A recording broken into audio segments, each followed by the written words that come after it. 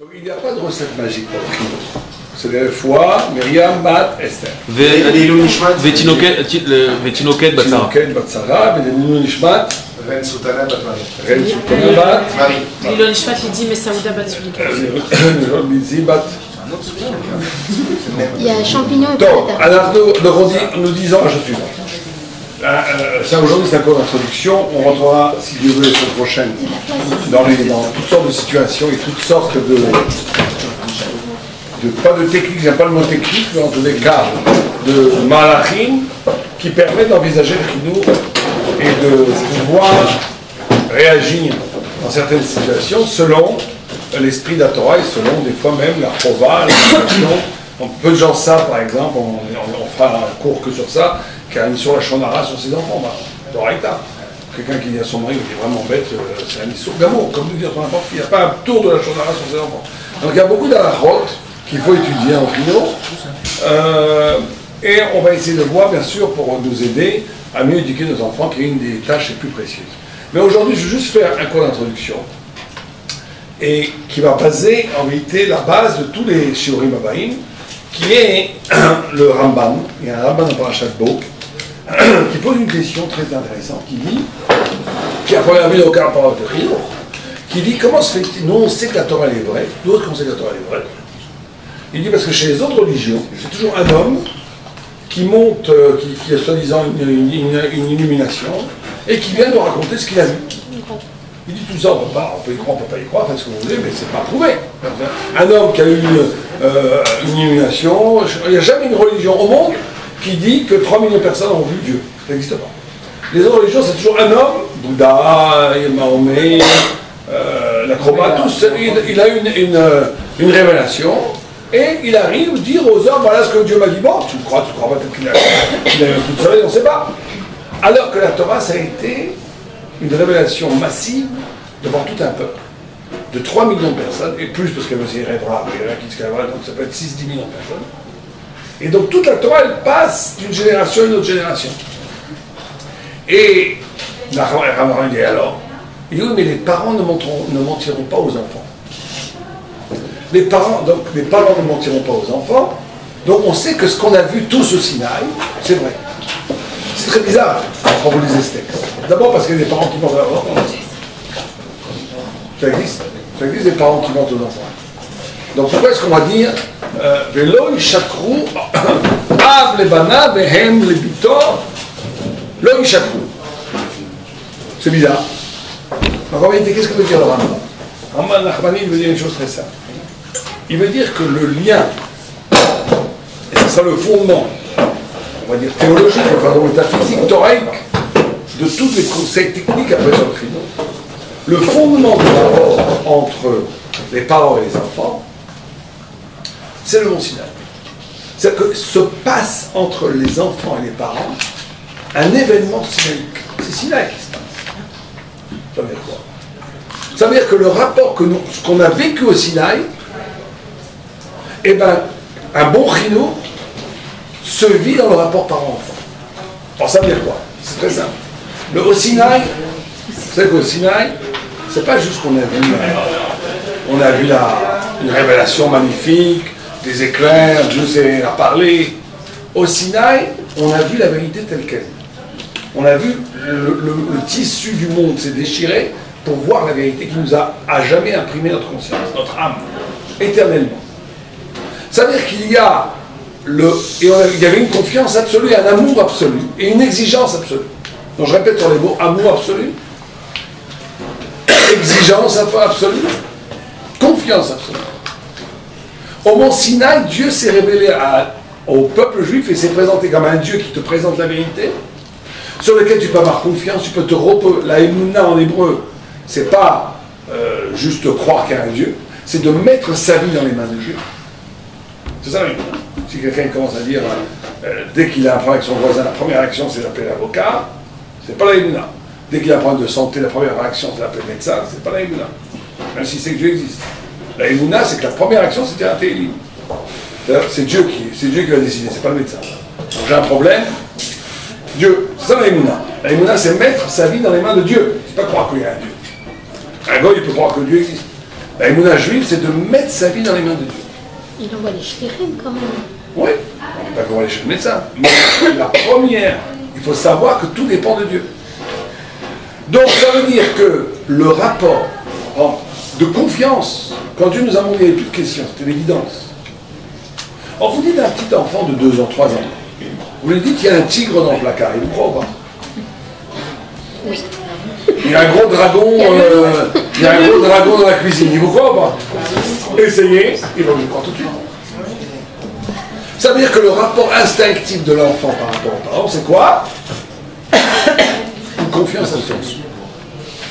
C'est la base de l'éducation. Cette confiance absolue, c'est le bien le plus sacré que les parents ont dans leurs enfants. Et quelqu'un qui trahit ses enfants, ça veut dire qu'il commence à voir ce que c'est trahir ses enfants, il a détruit le chinour. Il a détruit le chinour. Puisque tout le chinour réel est basé sur la confiance absolue que les enfants ont par rapport aux parents. Donc, si au moment où tu dis un dragon, après, ah, je t'ai bien vu, et alors, ça c'est pas trahir, c'est rigolo. Mais quand on va voir ce que c'est trahir son enfant, c'est quand l'enfant sent que le discours du chinour qu'on lui donne n'est pas dans son intérêt, n'est pas par rapport à lui, mais il est par rapport à des intérêts extérieurs qui peuvent être répartis, sociaux, qui peuvent être de toutes sortes. De toutes sortes. Quand l'enfant sent qu'on a trahi la confiance, ça veut dire que la confiance, qu'il commence à se poser des questions sur la légitimité du discours des parents. Là, on est perdu. Là, il va falloir travailler 1000 fois plus pour ramener comme avant. Alors que la base est extraordinaire. La base, c'est une confiance absolue, on peut tout faire avec ça. La base est sans limite, qui est ouverte à tous les possibles. Donc si le Ramban fait une analogie, et le Ramban c'est un rishon énorme, c'est pas la rhétorique, entre le mont Sinaï et le Chinour, c'est pour te dire que ce qui se passe fondamentalement dans le rapport père, fils, mère, fils, parent, enfant, ce qui se passe fondamentalement là-dedans, c'est le rapport à la Emouna, le rapport à la vérité, le rapport à Dieu. Et donc, la tâche est très grande, parce qu'en réalité, il y a beaucoup de similitudes entre, vous savez, dans les 5 commandements, le 5e commandement, de Kabed, de donner du poids, Kabed, c'est donner du poids, on en parlera de ça aussi, donner du poids à ses parents. Il est dans les 5 tables à droite, ça veut dire la table, la relation à Dieu, pas la relation à l'homme. C'est-à-dire qu'il y a un rapport, la notion d'amour, la notion d'exigence et la notion de confiance, c'est la base d'Aïmouna avec Dieu. Et de la même façon, les parents, les enfants, ont par rapport à leur enfance, à leurs parents, un rapport naturel, comme un homme a un rapport naturel avec Dieu. Donc la tâche est très importante, parce que réussir le chino, c'est pas simplement avoir des enfants qui réussissent. Ça aussi on en parlera. Il faut se méfier beaucoup du désir de réussir. Un des trucs qui a le plus détruit les enfants, c'est le désir de réussir. On fera un tour que sur ça. Il y a des gens, ils ont raté leur vie. Pourquoi? Parce qu'ils essaient de faire de réaliser le rêve de leur mère qui voulait qu'elle réussisse. Donc il y a énormément de pièges là-dedans. Mais en tous les cas, aujourd'hui c'est juste un jour d'introduction. Ce qui est important de comprendre, c'est que le rapport qu'on va établir avec ses parents, avec ses enfants, va être déterminant pour le rapport que l'enfant aura toute sa vie avec Dieu. Il y a un lien étroit entre la spiritualité, c'est pour ça qu'il y a des fois des Baal Tshuva qui sont beaucoup plus forts. En un an, ils arrivent à des niveaux de Torah et de Zohar que l'autre, ça fait 30 ans qu'il est dans la Yeshiva, il n'est pas arrivé. Parce que tu peux être né dans un monde haridi, très Torah, avoir un chinour tordu, et tu es en vérité un vrai Baal Tshuva, tu es pire qu'un Baal Tshuva, tu es moins bien barré qu'un Baal Tshuva. Si les parents du Chiloni, c'était des parents qui obéissaient intuitivement à des principes de chinour judaïque, et bien celui qui fait Tshuva, il sera beaucoup mieux armé pour réussir dans la Torah. La notion dont tu vas élever tes enfants va être déterminante dans toute son existence pour son rapport à Dieu, son rapport à lui-même et son rapport aux autres.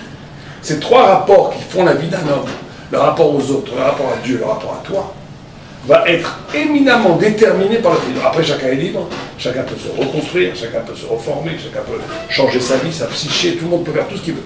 Mais c'est pas la peine de donner un boulet à quelqu'un qui passe sa vie à le casser pour se trouver. Vaut mieux qu'il parte avec des bonnes bases, après qu'il s'en va encore plus haut. Mais en tous les cas, l'éducation va être fondamentale par rapport à ça. Donc on a dit que les 3 Il y aura d'autres fondements, mais dans tous les cas, les 3 premiers fondements sur lesquels on va travailler la semaine prochaine, c'est amour, confiance, crainte et exigence. En réalité, il y en a 4, parce que exigence et crainte, c'est pas exactement la même chose. Amour, confiance, crainte et exigence. On va voir que ces 4 fondements, amour, crainte, confiance et exigence, sont la base première, la première couche, la fondation, sans ça, il n'y a pas d'éducation. S'il manque un des 4, et on verra très souvent dans des familles, que même les familles qui sont bien, enfin qui arrivent à plus ou moins, qu'il y a toujours quand même un petit problème, c'est un déséquilibre entre ces 4 choses-là. Si la crainte est trop forte, c'est pas bon. Si l'amour est trop fort, c'est pas bon. Pas trop, c'est jamais trop fort l'amour. Mais si ça remplace, ça vient bousculer, ça vient relativiser, ça vient amoindrir les autres mouvements, c'est pas bon. Si la confiance est trop forte, c'est aussi pas bon. On verra pourquoi. Déséquilibre. Il faut que les 4 soient là. Il faut que les 4 soient là. Amour, crainte, confiance et exigence. Exigence, c'est très, très important, on va voir ce que c'est. Donc, on va commencer par la notion de confiance, parce que c'est peut-être la plus importante. Il y a tout d'abord, avant tout, un contrat entre les parents et les enfants, qui est peut-être non dit, mais qui existe, qui est très fort. C'est que l'enfant fait confiance aux parents. Et on a dit que trahir ses enfants, ça va toucher à la possibilité de Saïmouna, parce qu'une fois que tu l'as trahi, l'enfant, il va commencer à se dire « Oh, je crois plus, moi, il faut me prouver que Dieu existe. J'ai fait confiance, on m'a trahi, maintenant qu'il dit que... Voilà, je ne crois plus à rien. Ça va miner sa capacité de vivre. Alors, ça veut dire quoi, trahir ses enfants? Ça veut dire quoi? Alors, il y a 3 volets comment on peut trahir ses enfants. Le volet le plus simple, qui est le plus simple. Tout est difficile, mais qui est très commun, on va dire, même chez des gens formidables. C'est quand il y a un décalage entre le discours et la vie. Ça mine la confiance. Il y a une histoire, vous connaissez cette histoire avec le Chouland? C'est une histoire très rigolote, qui est un peu triste. Il y avait une fois un rébeu à Jérusalem, dans un cheder, qui a demandé aux enfants qu'est-ce qui est le plus, il a fait une sorte d'exercice sympathique, qu'est-ce qui est le plus important pour votre père? Voilà, le fils de Rosh Hashanah, il dit c'est la Torah. Ah, c'est bien mon fils. L'autre il dit non, c'était le chesed. Ah, c'est bon. L'autre il dit c'est la tfila, mon père quand il prie, magnifique. Et tout le monde dit des choses très magnifiques, très beaux. Magnifique, ouais, et toi? Et lui c'est le fils d'un très grand Rosh Hashanah. Il s'attendait à qu'il dise Taïré. Il dit non, c'est le Tchoulen. Donc le rébut dit quoi? Il est prêt presque à le frapper. Il dit tu es un chutzpah, insolent. Alors il dit pourquoi tu dis c'est Tchoulen? Alors il voit que l'enfant n'est pas du tout chutzpah. L'enfant il est innocent, il dit c'est Tchoulen. Il dit pourquoi tu dis ça? Il dit c'est très ça, mon père quand il étudie un Gemara, on peut venir l'embêter. Lui demander quelle heure il est, lui parler. Il nous parle, il a quand même besoin d'accès un peu de nous parler. Même quand il dit l'été, il dit on peut venir l'embêter. Quand il mange le tchoulen, c'est sacré. Même ma maman, elle dit surtout t'approches pas de lui, il mange le tchoulen. C'est l'heure où il mange le tchoulen. Seulement le tchoulen, il n'y a rien à faire. Bon, pour l'étudiant, c'est la dame route, pour les autres, la dame, chacun compris. Mais ça veut dire que la notion de. Alors ce pauvre Shiva, c'est pas très grave, il était fatigué, à des moments donnés, il donne des cours de ceux qui veulent trouver de l'argent pour aller Shiva, il n'en peut plus, il faut le laisser tranquille un quart d'heure, on comprend. Mais l'enfant, il ne comprend pas ça. L'enfant, il faut savoir qu'un discours n'aide pratiquement à rien. Il n'aide que s'il est soutenu par la vie. Si tu parles, la Torah c'est le plus important. Il faut mourir pour la Torah. La Torah c'est ça. Et quand tu étudies la Torah, tu t'arrêtes pour lui parler. Et quand tu manges le tchoulen, tu n'arrêtes pas. L'enfant, il voit que le plus important c'est le tchoulen. Puisque lui, il ne comprend pas les finesses qu'il a besoin de se reposer et tout. Il voit que l'enfant, à un moment donné, quand on arrive dans les vrais, c'est pareil avec l'argent. Quelqu'un il va te faire des comptes. C'est d'ailleurs dans les chivotes, un des grands problèmes, c'est ça. C'est que dans les chivotes, même les mieux, il y a des magichers qui n'arrêtent pas de parler de choses fantastiques, de la télé. Mais dès qu'il y a un petit point avec le voisin, c'est fini, c'est la guerre. Ça va plus là-haut. Il faut que le discours d'absolu épouse une vie d'absolu. S'il y a un décalage entre les deux, c'est le pire des messages. Et actuellement, dans certaines chivotes, on a créé des générations d'enfants et de barons qui ne croient plus en rien, parce qu'ils voient très bien que le discours est magnifique, mais le gars, chacun dans son caveau, de pas son caveau. Donc on voit qu'il y a un décalage tellement énorme entre le discours et la réalité existentielle, tu dis, bon, tout ça c'est la blague, tu ne comprends plus rien. Donc la première trahison par rapport à l'enfant, c'est quand il vaut mieux avoir un discours moins haut, mais que je peux assumer. Tu peux dire, moi je ne suis pas au niveau, mais je pense que il vaut mieux avoir un discours moins haut, mais que tu peux assumer. Ça veut dire qu'il faut qu'il y ait une équivalence entre le discours et la vie. S'il y a un discours très, mais que tu dis complètement, mais dès que ton intérêt est en jeu, tout saute, tu oublies ce que tu racontes. Et l'enfant voit ça, tu détruis la confiance. Tu détruis la confiance. C'est la première rupture de la confiance. Il y avait un arabe que je connaissais, c'était très rigolo, il connaissait très bien ce principe. Quand lui, il avait fait le contraire. Je connais son nom, c'est la Chalatop, Goldstein dans la vieille ligne, tous ses fils et tous des gens qui disent jour et nuit. Lui, qu'est-ce qu'il m'avait raconté? Quand ses parents, les enfants lui parlaient de n'importe quoi, il n'avait jamais le temps. Ouais, d'accord, on en parlera. Il lui posait une question en stop, il arrêtait tout. Quoi? C'est génial, il arrêtait tout. Il était descendu, il restait avec lui. Il lui prenait 1 heure, 2 heures, il l'empêchait. Alors, tous les enfants, je l'ai tué à 3 jours et demi. Alors lui, c'était un peu calculé, mais au moins, il a réussi à résoudre sa calcul. Il aura passé le message subliminal que ce qui est important, c'est quoi? Attends, on voulait que ça soit un autre message, chacun fait son message. Mais il faut savoir que le message qui doit passer, c'est celui-là qui passera à jamais. Les autres messages oraux, de discours, ne marcheront pas s'ils ne sont pas accompagnés à côté d'une vraie façon de vivre qui correspond 100% avec le message. Ça, c'est le premier principe. Premier principe par rapport à la confiance. Deuxième principe, et là il est plus pervers, plus dévastateur, on va dire, parce que bon, le premier on peut gérer, mais enfin avec le temps on va comprendre. C'est quand on élabore un discours, des exigences par rapport aux enfants, qui n'ont aucun, en vérité c'est le même que le premier mais plus grave, qui n'ont aucun rapport, ton niveau à toi doit être supérieur à mon niveau à moi. Moi je connais des parents, quand la télé chez eux, qui voient des films cachés dans un placard, mais ils disent aux enfants, Chaz et Shalom devant les films. Alors là aussi, catastrophe. Alors là, à mon miracle que l'enfant ne saura. D'abord, l'enfant le saura. Badou nous le saura. Et ça va lui donner au contraire une volonté de voir les films pire que tout. Donc il faut pas. Donc, il faut ou bien ne pas voir des films, ou si que les parents voient des films, il faut trouver une façon de dire que les enfants aussi peuvent te voir certains films. Mais tu ne peux pas dire, moi je veux voir les films. Mais toi, comme tu es, moi je suis à Vatchouva, moi je vis une famille, ça va, déjà je vais plus en boîte de nuit, c'est pas mal. Mais toi t'es né de chez nous après quand tu as fait Tchouva, tu es dans un niveau supérieur, donc toi on va te donner des khumrot que nous on n'a pas. Ça c'est destructeur. Parce qu'un enfant s'apparente toujours à ses parents. Il idéalise ses parents. Et quand l'enfant idéalise l'enfant, et dit que toi tu dois être mieux que moi et moi je suis un peu nul, c'est destructeur par rapport à... Même si ça existe, il y a des gens qui disent comme ça. Moi je me rappelle, j'étais dans un kiddush, quelqu'un nous commençait à dire, on a oublié, il ne pas de savoir que j'avais dit ça, commençait à dire, ah, non, c'était pas qu'il était à la naissance de son fils.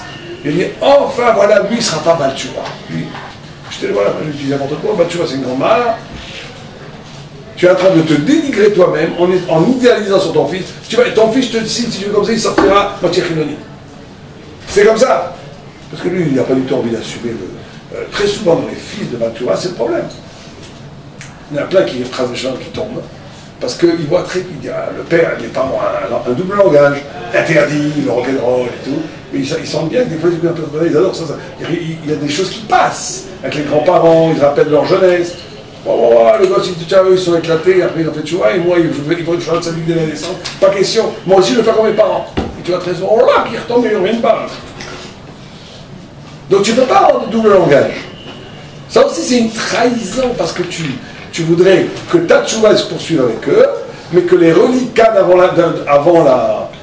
reliquats qui restent de ta vie antérieure avant la tchouva, j'en profite dans un petit peu. Du moment que c'est pas du cochon, on peut très bien s'amuser. Ça ne marche pas, ça. Ça, c'est destructeur par rapport à l'éducation. Et le troisième point qui trahit, sur lequel il ne faut jamais tomber, qui est une trahison de la confiance. On parlera la semaine prochaine de la confiance, mais juste aujourd'hui, on finit à ces 3 points. Ça arrive par contre plutôt dans les milieux haredi traditionnels. Où là, c'est la notion d'une exigence par rapport aux enfants qui fondamentalement n'a pas à voir avec l'intérêt de l'enfant.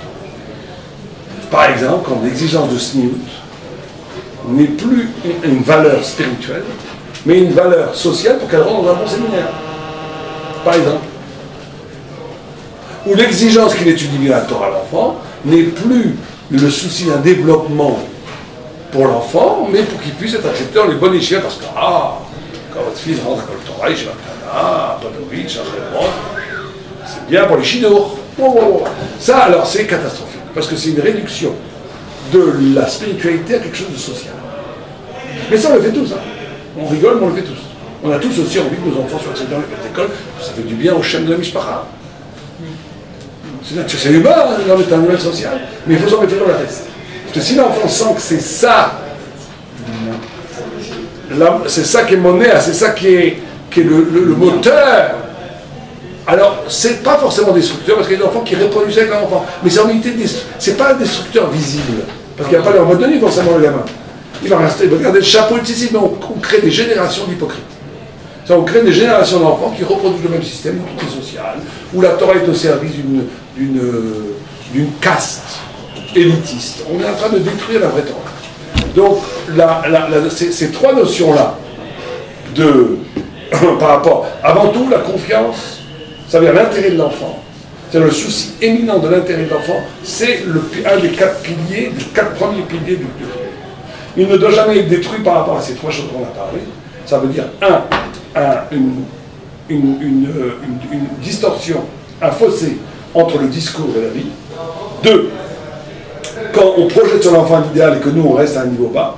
3, quand les exigences de la Torah, de valeurs, d'éthique, de spirituel, sont en vérité motivées au plus profond par un désir social qui trahit le message de la Torah.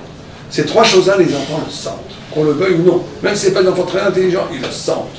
Et ça détruit le joyau même et l'essence même de la Riyot. Donc on continuera, c'est juste une introduction. Après on essaiera de travailler de façon très concrète chaque semaine pour comment travailler, comment réparer. Ceux de la